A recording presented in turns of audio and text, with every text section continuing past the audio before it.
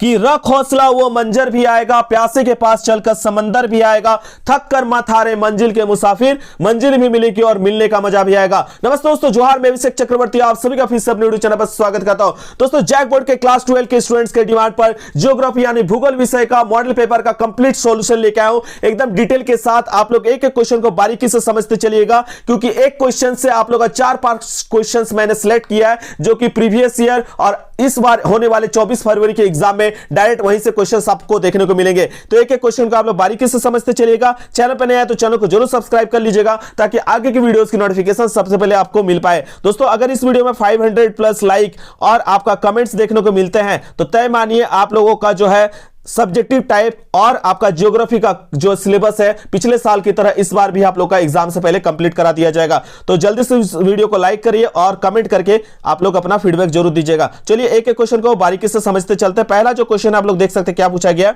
संभववाद की अवधारणा में किस घटक को ज्यादा महत्वपूर्ण माना गया है? विच component is considered more important in the concept of possibility?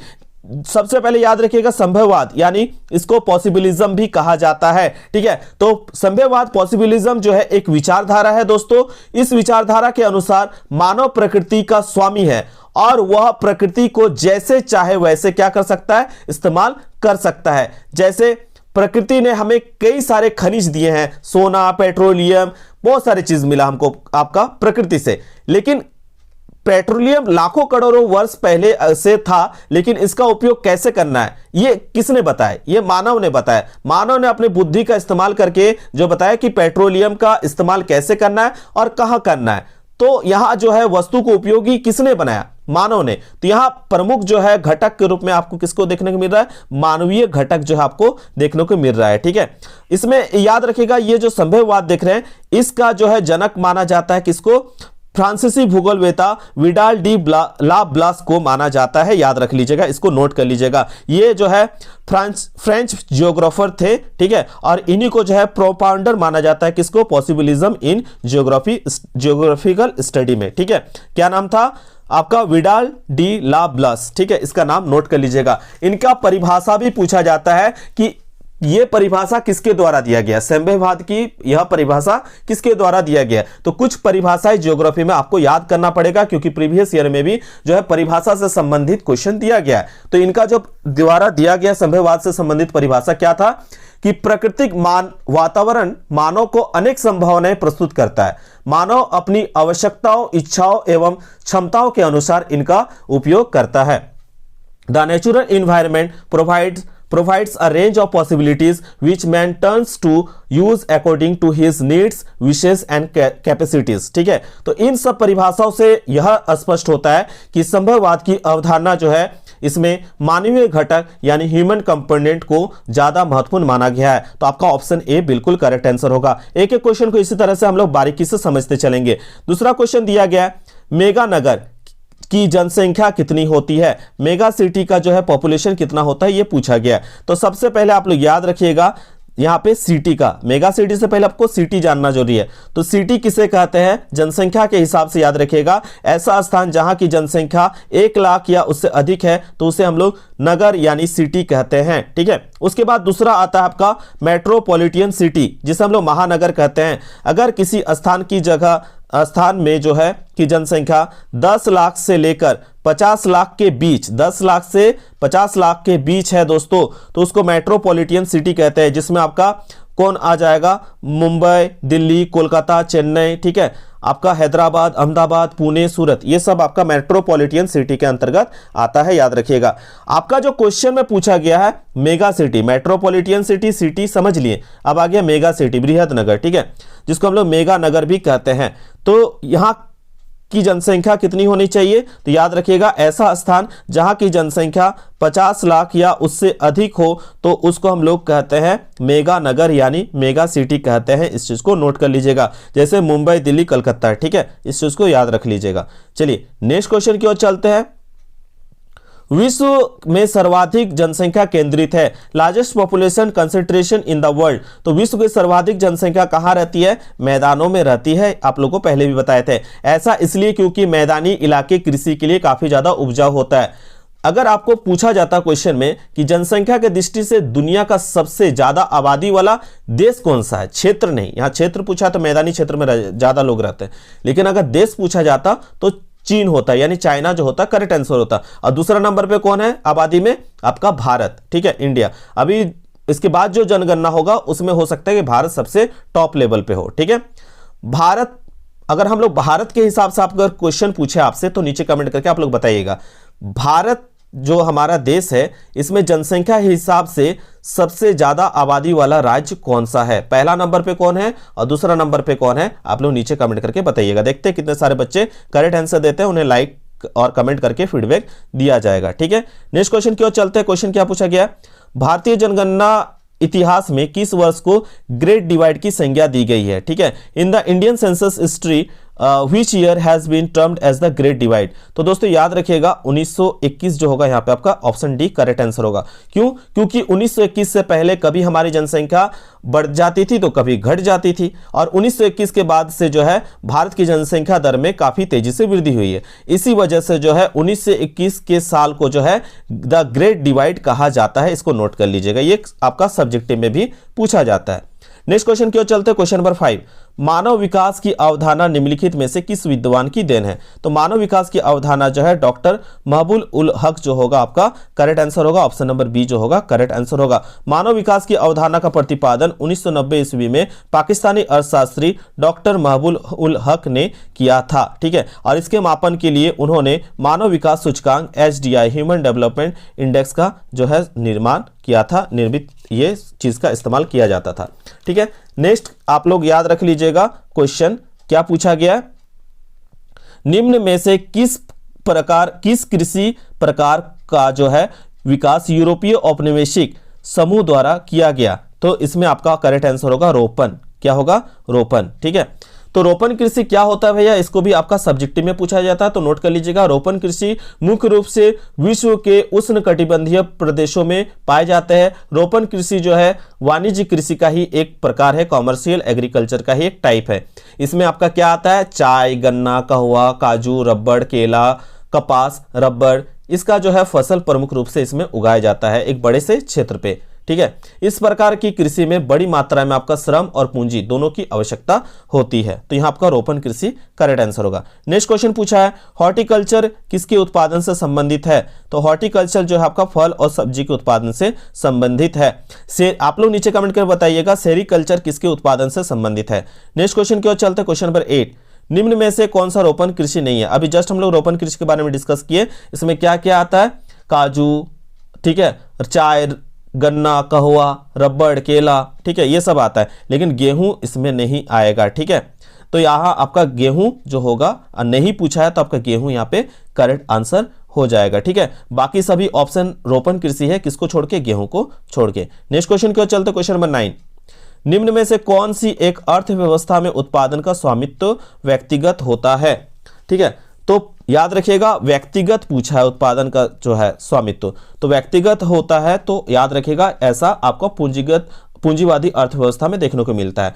तो जो हम लोग देखें आर्थिक बात करते हैं हम लोग, इसमें अर्थशास्त्र में जो बात करते हैं तो अर्थव्यवस्था का, तो उसमें 3 प्रकार की प्रमुख अर्थव्यवस्था का हम लोग बात करते हैं। पहला हो गया आपका क्या, पूंजीवादी, दूसरा हो गया समाजवादी और तीसरा हो गया मिश्रित अर्थव्यवस्था, ठीक है, जहां पूंजीवादी और समाजवादी दोनों देखने को मिलता है। लेकिन यहां पूछा है स्वामित्व व्यक्तिगत होता है, तो आपका यहां पे करेक्ट आंसर क्या हो जाएगा, आपका पूंजीवादी। क्यों भैया, तो पूंजीवादी अर्थव्यवस्था एक आर्थिक प्रणाली है जिसमें वस्तु या सेवाओं के उत्पादन के साधनों पर निजी स्वामित्व होता है। A capitalist economy is an economic system in which that the means of production of goods और सर्विसेज आर प्राइवेटली ऑन्ड। इस अर्थव्यवस्था में सरकार का कोई सीधा हस्तक्षेप नहीं होता है, उदाहरण के तौर पर अमेरिका, ब्रिटेन, जर्मनी और सिंगापुर, ठीक है।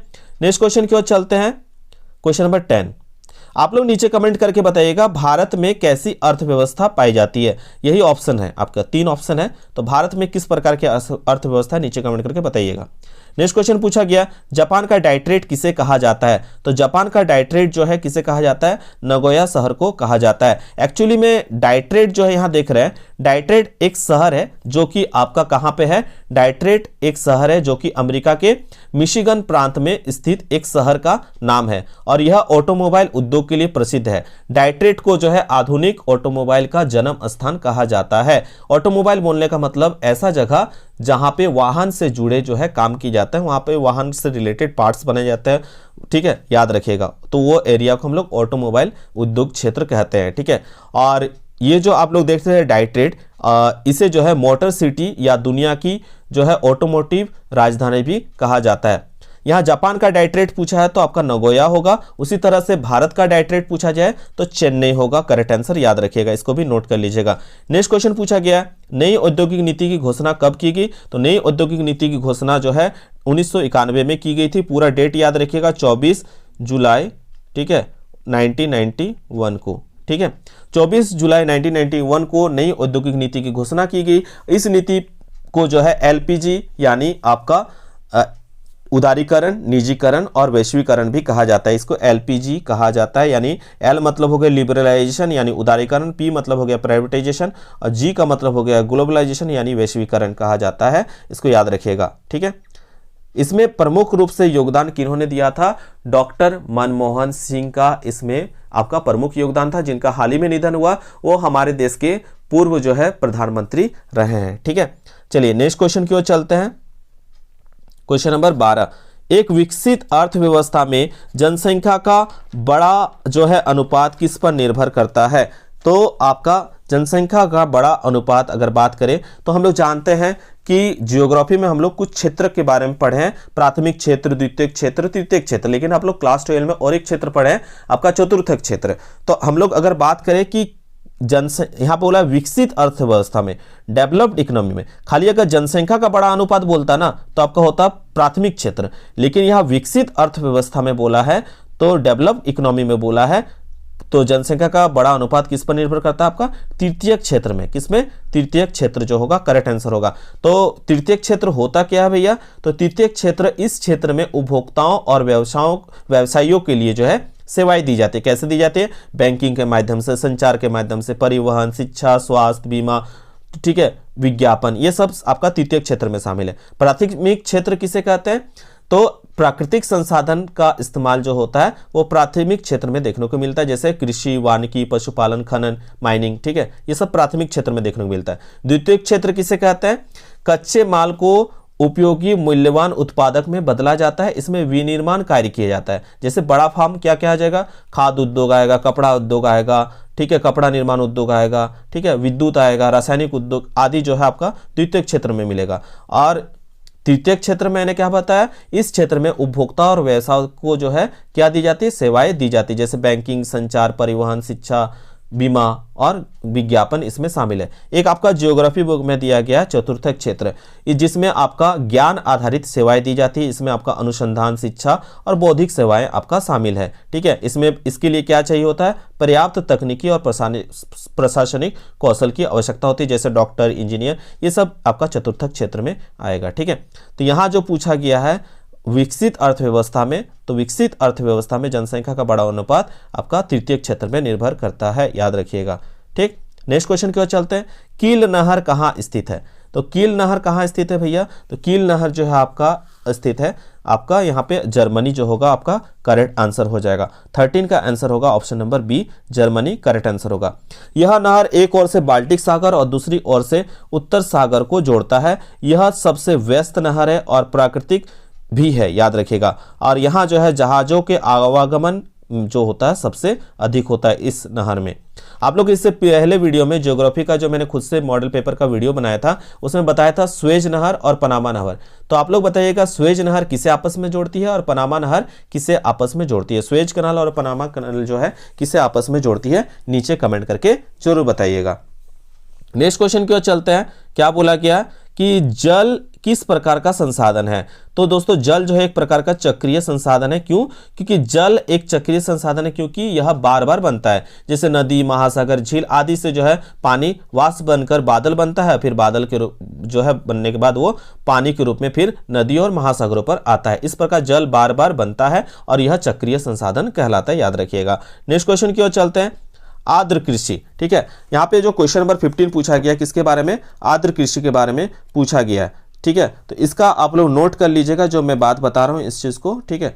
क्या आप नोट करना है यहाँ पे आप लोगों को बता देते हैं कि आर्द्र कृषि जो होता है उन क्षेत्रों में की जाती है जहां वर्षा पर्याप्त होती है, यानी सबसे अधिक मात्रा में वर्षा होती है। यहाँ वर्षा की मात्रा आर्द्र कृषि वाले जो क्षेत्र होता है वह वर्षा की मात्रा कितनी होती है, 150 सेंटीमीटर से आपका 200 सेंटीमीटर तक बारिश होती है। ठीक है, बारिश वाला एरिया देखने को मिलता है। इसलिए जो है यहाँ जो है ऐसी फसल बोई जाती है जिसमें पानी की अधिक आवश्यकता होती है, जैसे चावल, रबर, चाय, गन्ना। ठीक है, अगर भारत में प्रमुख राज्य की बात करें जहां आर्द्र कृषि की जाती है वो है केरल, पश्चिम बंगाल, असम। ठीक है, ये जो है राज्य में आर्द्र कृषि की जाती है, इसको याद रख लीजिएगा। ठीक है, तो इसके बाद आता है एक शुष्क कृषि। तो शुष्क कृषि इसका उल्टा। ठीक, शुष्क कृषि ऐसे क्षेत्र में जहां पे वर्षा कम होती है, जहां 50 से 75 सेंटीमीटर के बीच जो है बारिश होती है, यानी 50 से 75 सेंटीमीटर के बीच जो है शुष्क कृषि में बारिश होती है। ठीक है, यानी 75 से अगर अधिक हुआ बारिश तो दैट मीन्स वो किस में आ जाएगा, आपका आर्द्र कृषि में आएगा। तो यहाँ पे जो ऑप्शन दिया गया है कि आर्द्र कृषि में कितनी वार्षिक जो है आपका वार्षिक वर्षा की आवश्यकता होती है, तो 75 सेंटीमीटर से अधिक जो होगा करेक्ट आंसर होगा। ठीक है, ऐसे तो होता है 150 से 200 सेंटीमीटर चाहिए, लेकिन यहाँ ऑप्शन में नहीं है।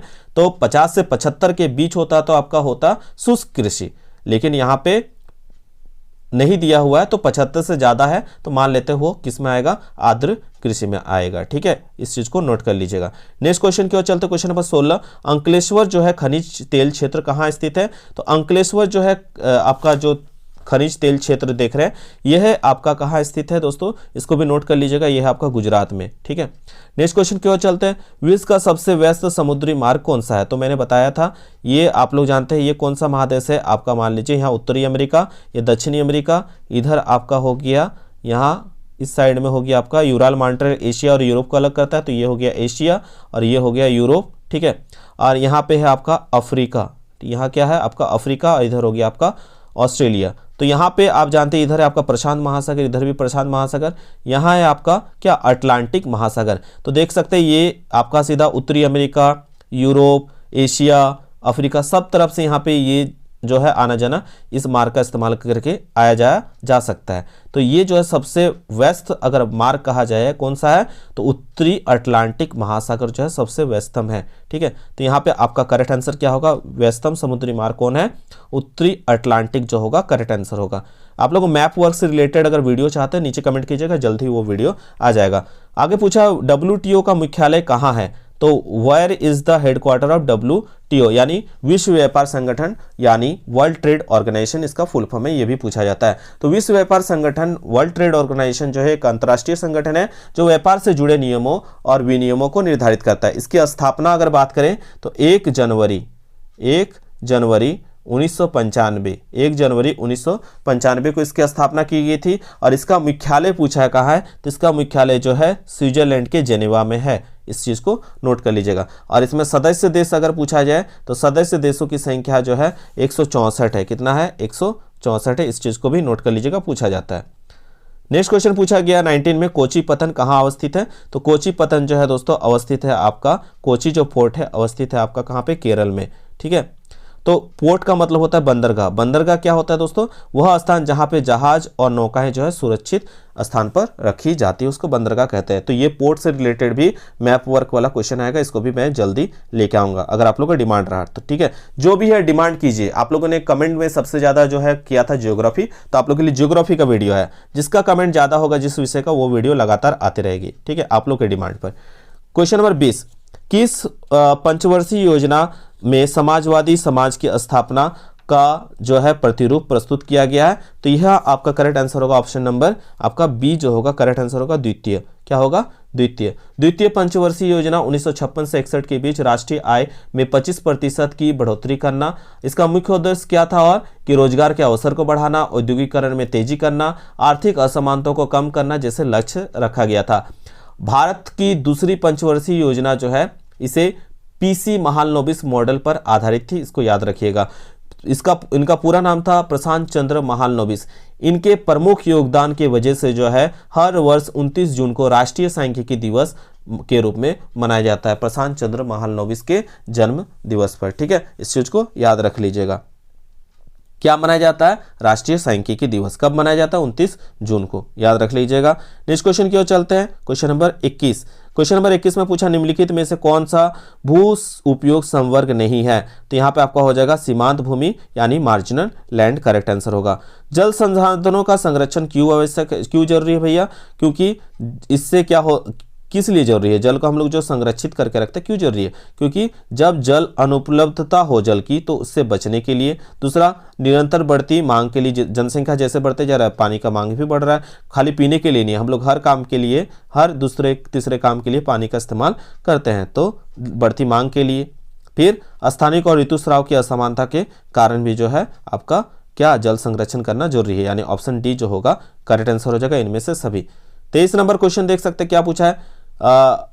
हजीरा, विजयपुर, जगदीशपुर गैस पाइपलाइन किस राज्य से होकर गुजरती नहीं है? नहीं पूछा है दोस्तों, ठीक है। तो गुजरती कहाँ से, अगर ये पता रहे तो आप लोग आसानी से टिक लगा सकते हैं। तो सबसे पहले याद रखिएगा 5 राज्यों से होकर गुजरती है। पहला राजस्थान, दूसरा है आपका गुजरात, तीसरा है मध्य प्रदेश, चौथा है आपका हरियाणा और पांचवा है आपका उत्तर प्रदेश। तो इसमें से आप देखिए कहीं पे भी जो आपको महाराष्ट्र देखने को नहीं मिल रहा है, तो यहाँ पे नहीं पूछा है, तो इसलिए आपका महाराष्ट्र जो होगा करेक्ट आंसर हो जाएगा। ये आप लोग बाकी 5 राज्य का नाम याद कर लीजिएगा। 24 में पूछा किस औद्योगिक नीति में उदारीकरण, निजीकरण और वैश्वीकरण को बढ़ावा दिया गया? तो अभी हम लोगों ने पढ़ा, ठीक है, एलपीजी के बारे में, वो कौन सा जो होगा करेक्ट आंसर, किस औद्योगिक नीति का बढ़ावा मिला था? तो 1991 जो होगा आपका करेक्ट आंसर होगा। ऑप्शन नंबर ए जो होगा करेक्ट आंसर हो जाएगा, ठीक है।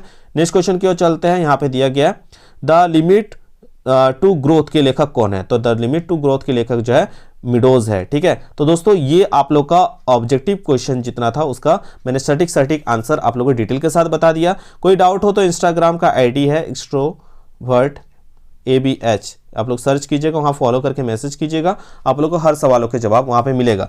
आप लोग कितने सारे बच्चे चाहते हैं कि मैं जल्द से जल्द सब्जेक्टिव वीडियो लेकर आऊँ, आप लोग नीचे कमेंट करके जरूर बताइएगा। आशा करते हो दोस्तों आज का वीडियो आप सब पसंद आया, अगर पसंद आया तो बिल्कुल लाइक एंड कमेंट करना ना भूले। मिलते हैं दोस्तों एक नए वीडियो के साथ, तब तक के लिए धन्यवाद। जय हिंद, वंदे मातरम।